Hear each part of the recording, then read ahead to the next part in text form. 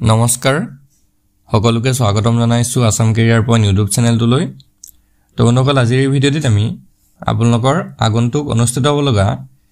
এছএছসি GD বা এছএছসি MTS পৰীক্ষাৰ বাবে সহায়ক হোৱাকৈ আৰু এটা ৰিজনিংৰ নতুন ক্লাছ লৈছো তো ইয়াতে আমি কিছুমান ইম্পৰ্টেন্ট শৰ্ট ট্ৰিক্সৰ সহায়ত আপোনালোকক কোৱেশ্চনখিনি কৰাই দিবলৈ চেষ্টা কৰিম যাতে এনেকুৱা ধৰণৰ কোৱেশ্চন যদি পৰীক্ষাত আহে আপোনালোকে কেতিয়াও ভুল নকৰে আৰু এটা কথা আপোনালোকক ইয়াতে জনাই থওঁ যদি আপোনালোকে ভালদৰে এছএছসি পৰীক্ষাৰ বাবে প্ৰিপাৰেচন কৰি আছে এছএছসি জিডি হওক বা এছএছসি এমটিএছ হওক তো আমি তাৰ কাৰণে কিছুমান ইম্পৰ্টেন্ট পিডিএফ আপোনালোকৰ বাবে বনাইছো তো তাতে অল সাবজেক্টৰ পিডিএফ আপোনালোকে পাই যাব জিকে সায়েন্স ম্যাথছ ৰিজনিং আৰু হিন্দী গ্ৰামাৰ বা ইংলিশ গ্ৰামাৰ দুইটাই আপোনালোকে তাতে পাই যাব তো যদি এইখিনি লাগে আপোনালোকৰ এই পিডিএফ খিনি যদি লাগে এই আমাৰ স্ক্ৰিনত থকা নম্বৰটোত হোৱাটছএপত মেছেজ কৰিব নম্বৰটো হৈছে 8133840965 ইয়াতে আমাক হোৱাটছএপত মেছেজ কৰিব ঠিক আছে মেছেজ কৰি জনাই দিব যে এছএছসি জিডি বা এমটিএছ ৰ পিডিএফ খিনি লাগে তো কেৱল 149 ত ঠিক আছে 149 টকাত আমি আপোনালোকক গোটেইখিনি সাবজেক্টৰ পিডিএফ দি দিম তো আপোনালোকৰ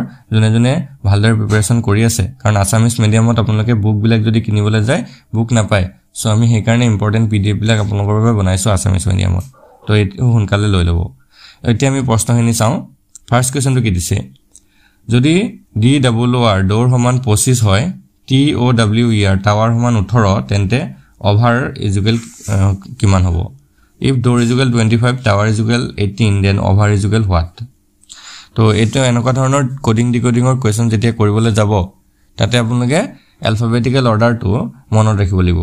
এলফাবেটিক্যাল অৰ্ডাৰ মই আগৰ পৰাই কৈছো আপোনালোকৰ মনত মুখস্থ কৰি থোৱাটো ভাল মানে A কে নম্বৰত আহে ধৰক A 1 নম্বৰত আহে B কে নম্বৰত আহে B 2 নম্বৰত আহে C 3 নম্বৰত আহে D 4 নম্বৰত আহে এনেকুৱা ধৰণে এলফাবেটিক্যাল অৰ্ডাৰটো মুখস্থ কৰি থোৱাটো ভাল বা জানি থোৱাটো ভাল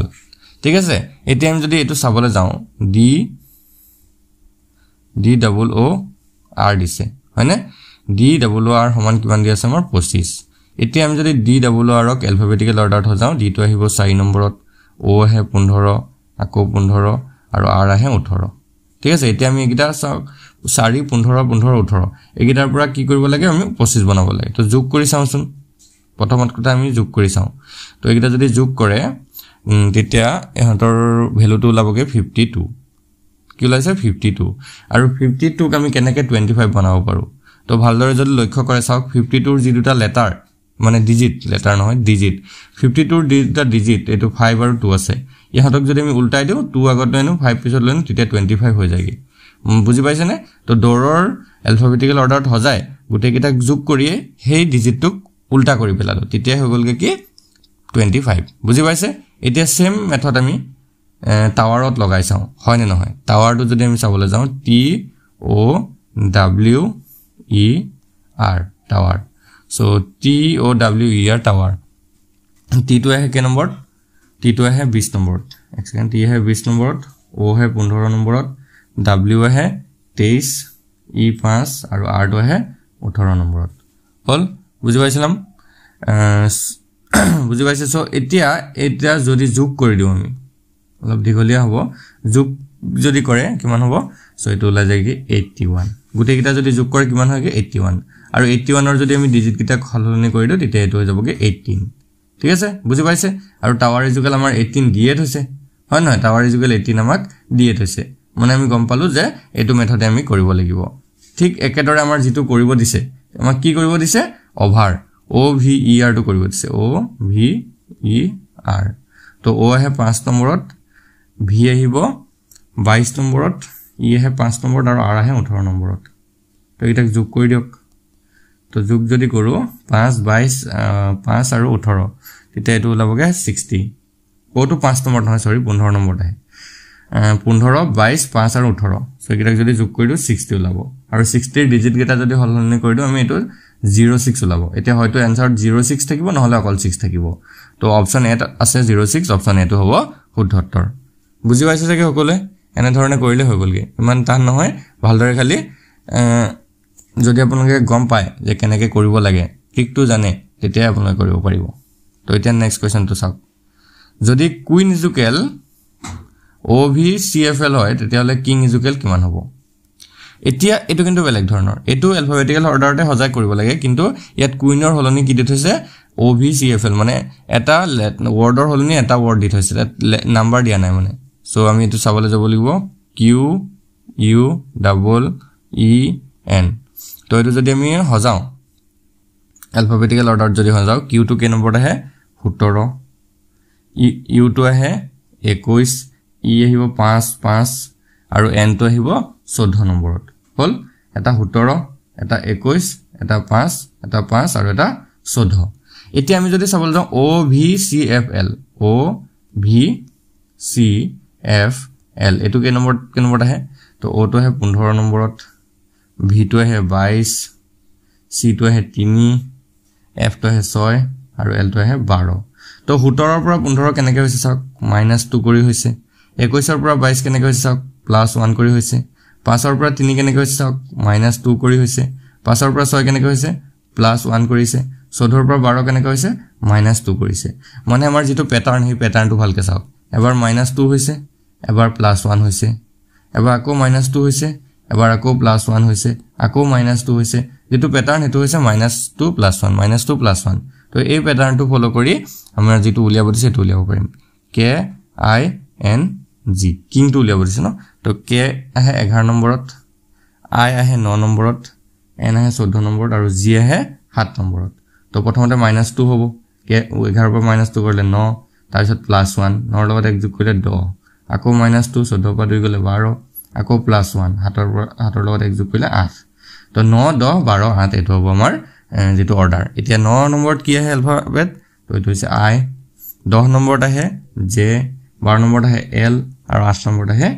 H তো আমাৰ আনসাৰটো হৈ গল IJLH কোনটো অপচন আছে চাওক অপচন C আছে তো অপচন C টো হৈ গল শুদ্ধ উত্তৰ তো এনে ধৰণে আপোনালোকে কৰিব পাৰিব খালি অলপ টাইম লাগিছে কাৰণ আপোনালোকে প্ৰেক্টিসটো বেছি কৰিলে টাইমটো কমি যাবগে কাৰণ যিমান পাৰে প্ৰেক্টিস কৰিব তো এতিয়া নেক্সট কোৱেশ্চন লাগব কি দিছে rows is equal 6821 chair is equal 73456 আৰু priest is equal 961473 হলে SARS SARCH সমান কিমান হ'ব তো এটো যদি ভালদৰে চাই এটো অলপ বেলেগ ধৰণৰ কোৱেশ্চন হয় ROSE rows মানে কি দিছে আমাক 6821 তাৰপিছত chair CHAIR chair জাগাত কি দিছে আমাক 73456 আৰু preach PREACH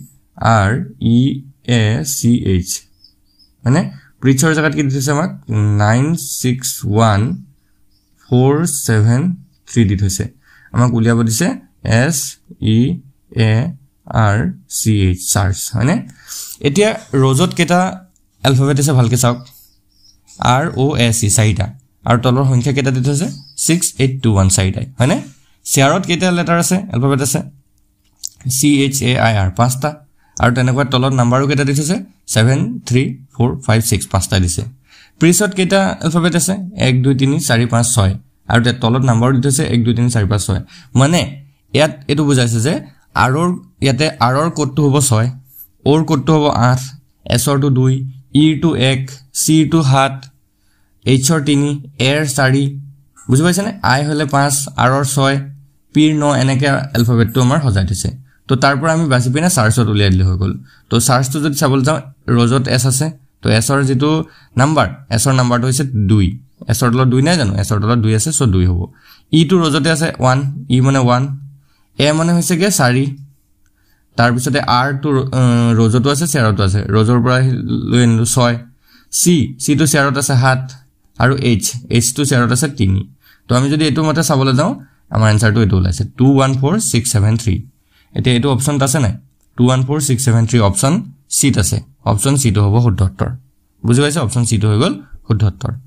সো এতিয়া আমি নেক্সট কোৱেশ্চনটো আগবঢ়াব পাৰো নেক্সট কোৱেশ্চনটো কি দিছে তলৰ শব্দকেইটাৰ পৰা অমিলটো বাছি উলিয়াব দিছে choose da discrepancy from the following word ঠিক আছে অমিলটো বাছিব লাগে তো যেতিয়া এনেকুৱা ধৰণৰ অমিল বাছিবলৈ যাব আপোনালোকে ৰিজনিংৰ কোৱেশ্চনত তেতিয়া সেই শব্দকেইটাৰ মাজত এটা ৰিলেচন আপোনালোকে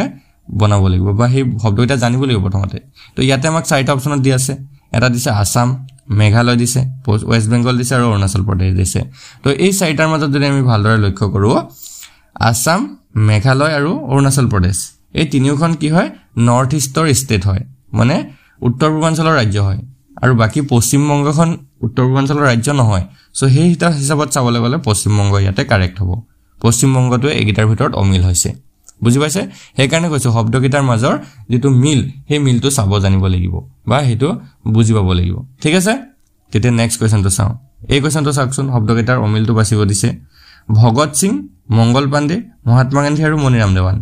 তো এই চাৰিজনৰ ভিতৰত কোনটো অমিল হয় কোনজন অমিল হয় আমাক সুধিছে তো এটো যদি ভালদৰে লক্ষ্য কৰে আপোনালোকে পটককে নোৱাৰিব কেলে কাৰণ গুটেই কেজনে স্বাধীনতা সংগ্ৰামীয়ে হয় কিন্তু ইয়াৰ ভিতৰত যদি আমি চাবলৈ যাওঁ ভগত সিং মংগল পাণ্ডে আৰু মনিৰাম দেৱান তেওঁলোক স্বাধীনতা সংগ্ৰামীৰ লগতে শহীদো আছিল স্বাধীনতা সংগ্ৰামী হয় নহয় কিন্তু মহাত্মা গান্ধী স্বাধীনতাৰ সময়ত শহীদ হোৱা নাছিল মানে স্বাধীনতা সংগ্ৰামৰ সময়ত শহীদ হোৱা নাছিল পিছত তেওঁক নাথুৰাম গডছে নামৰ এজন ব্যক্তিয়ে গুলিয়াই হত্যা কৰিছিল তো হেতু হিচাপত চাবলৈ গ'লে মহাত্মা গান্ধী ইয়াতে ওড হ'ব মানে অমিল হ'ব বুজি পাইছে ঠিক আছে ক্লিয়াৰ হৈছে ন এতিয়া নেক্সট কোৱেশ্চনটো চাওক কি দিছে হুন ৰূপ হীৰা আৰু ইউৰেনিয়াম এই চাৰিটাৰ পৰা কোনটো অমিল হয় ঠিক আছে হুন ৰূপ হীৰা আৰু ইউৰেনিয়াম তো এটো যদি ভালদৰে লক্ষ্য কৰে হুনটো এটা কি হয় মেটেল হয় ৰূপটো মেটেল হয় আৰু ইউৰেনিয়ামটো এটা মেটেল হয় কিন্তু হীৰাটো মেটেল নহয় সো অপচন সি টো হ'ব আমাৰ কাৰেক্ট আনসাৰ হীৰাটো মেটেল নহয় নন মেটেল হয় ঠিক আছে বুজি পাইছে নেক্সট কোৱেশ্চন এটো অমিলটো বাছিব দিছে কি দিছে জুপিটাৰ বৃহস্পতি মুন ভেনাছ আৰু নেপচুন এই চাৰিটাৰ পৰা কোনটো অমিল হয় বৃহস্পতি চন্দ্ৰ শুক্ৰ আৰু নেপচুন তো এটো সকলোৱে চাগে গম পাইছে চন্দ্ৰটো হ'ব কাৰণ চন্দ্ৰটো গ্ৰহ নহয় বাকি বৃহস্পতিও গ্ৰহ হয় শুক্ৰও গ্ৰহ হয় আৰু নেপচুনো এটা গ্ৰহ হয় কিন্তু চন্দ্ৰটো এটা উপগ্ৰহে হয় আমাৰ পৃথিৱীৰ উপগ্ৰহ চন্দ্ৰ সো এটো হেকাৰণে অমিল হ'ল নেক্সট এটো অমিলটো বাছিব দিছে বাদুলি হেন হাতী আৰু তিমি তো বাদুলি এটা চৰাই হেনটো চৰাই হাতী এটা জীৱ আৰু তিমি হৈছে এটা মাছ কিন্তু এটোৰ মাজত আমি যদি ৰিলেচন চাব যাওঁ এটা এনেকে ৰিলেচন উলালে নহব কাৰণ দুটা চৰাই আছে দুটা জীৱ আছে বেলেগ জীৱ আছে প্ৰাণী তো এটোত যদি আমি চাবলৈ যাওঁ বাদুলি হাতী আৰু তিমি এই তিনিটা স্তন্যপায়ী প্ৰাণী হয় মানে পোৱালি জন্ম দিয়ে বাদুলিও পোৱালি জন্ম দিয়ে হাতীও পোৱালি জন্ম দিয়ে আৰু তিমি মাছেও পোৱালি জন্ম দিয়ে এটো মনত ৰাখিব কিন্তু ইয়াতে যদি চাবলৈ যাওঁ হেন চৰাই পোৱালি জন্ম নিদিয়ে সো ইয়াতে হেনটো ওড হ'ব মানে অমিল হ'ব বুজি পাইছে সকলোৱে কেনেকৈ আমি অমিলটো বিচাৰি পাইছো তো নেক্সট কোৱেশ্চনটো চাওক এনেকুৱা ফিগাৰৰ পৰা যদি অমিলটো বাছিব দিয়ে তলৰ চিত্ৰকেইটাৰ পৰা অমিলটো বাছি উলিওৱা find out the odd one to figure বিলাকৰ পৰা অমিলটো বাছিবলৈ হলে সেই ফিগাৰ কেইটা ভালদৰে লক্ষ্য কৰিব লাগিব তাতে আপোনালোকৰ এনসাৰটো লগাই থাকিব ঠিক আছে ফিগাৰটোতে এনসাৰটো লগাই থাকিব সো ইয়াতে যদি ভালদৰে চাই প্ৰথমটো আছে ট্ৰায়াঙ্গল সেকেন্ডটো আছে এটা স্কয়াৰ মানে বৰ্গ তাৰ পিছত দুডাল ৰেখা দি আছে আৰু তাৰ পিছত এটা পেন্টাগন দি আছে মানে পঞ্চভুজ দিছে সো ইয়াতে ভালদৰে যদি লক্ষ্য কৰে দেখিছে সি টো আমাৰ কাৰেক্ট হ'ব কেলে কাৰণ বাকি কিটা গুটে কিটা এটা শেপ বনিছে কিন্তু 2 নম্বৰ কি সি নম্বৰ যেটো দিছে অকল দুডাল ৰেখা দি থৈছে দুডাল লাঠি দিছে তো সেই গিটাৰ কোনো ফিগাৰ বনা নাই সো এটো অড হ'ব নেক্সট এটোৰ পৰা আমাৰ অমিলটো বাছিব দিছে সো এইগিটা option A B C D ভালদৰে লক্ষ্য কৰক অপচন বি সি আৰু ডি গুটে কিটাতে চাওক চাৰিটা ভাগৰ এটা ভাগতে অকল মানে ব্ল্যাক কালাৰ কৰা আছে হয়নে এইটো অকল পাৰ্ট কালাৰ কৰিছে এইটো পাৰ্ট কালাৰ কৰিছে ইয়াত এইটো পাৰ্ট কালাৰ কৰিছে কিন্তু অপচন এ দুটা পাৰ্ট কালাৰ কৰি থৈছে তো সেই তিনটাৰ পৰা এইটো অমিল হল নে নহল সো অপচন এ এটো হৈ যাব হেকাৰণে আমাৰ ইয়াত কাৰেক্ট আনসাৰ বুজি পাইছে নেক্সট কোৱেশ্চন তলৰ চিত্ৰকেইটাৰ পৰা অমিলটো বাছিব দিছে ইয়াতে আকৌ অলপ বেলেগ ধৰণৰ কোৱেশ্চনটো দিছে ভালদৰে লক্ষ্য কৰক ইয়াতে কি কৈছে option A B C D যদি ভালদৰে লক্ষ্য কৰে তো চাওক অপচন এ কি কি লেটাৰ দি বনিছে এস ইউ এন নেক্সট টু যদি চাবলৈ যায় এস আছে ইউ আছে আৰু এন আছে নেক্সট টু যদি চাবলৈ যায় এস এন ও আৰু তাৰ পিছত ডি টু যদি চাবলৈ যায় এস আছে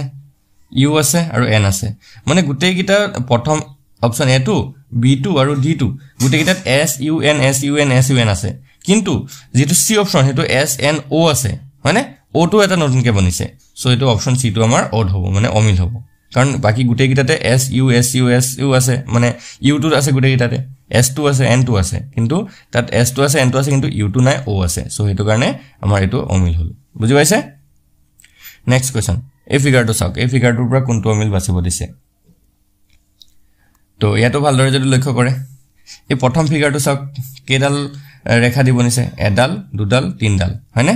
F2 চাওক এডাল দুডাল তিনডাল ৰেখা দি বনিছে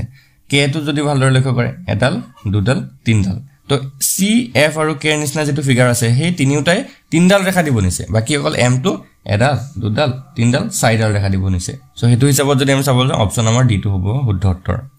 বুজি পাইছে নেক্সট কুৱেশ্যন ইয়াৰ পৰা অমিলটো বাচিব দিছে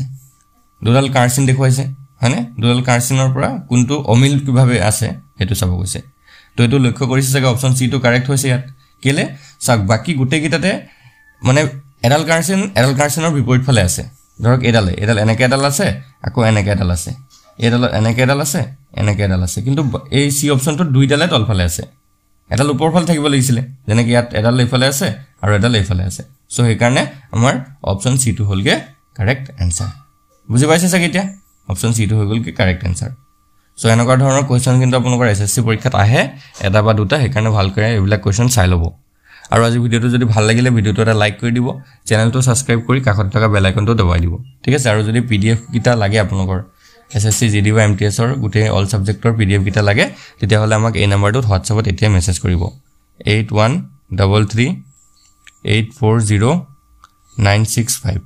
ইয়াতে WhatsAppত মেছেজ কৰিব আৰু পিডিএফ কিনিৰ প্ৰাইচটো একেবাৰে কম হয় 149 অকল 149 ত গুটেইখিনি সাবজেক্টৰ পিডিএফ পাব জিকে science maths reasoning English grammar বা হিন্দী গ্ৰামাৰ এই গুটেইখিনি আপোনালোকে পাই যাব 149 ত তো এতিয়া আমাক এই নম্বৰটোত WhatsAppত মেছেজ কৰি লৈ ল'ব ধন্যবাদ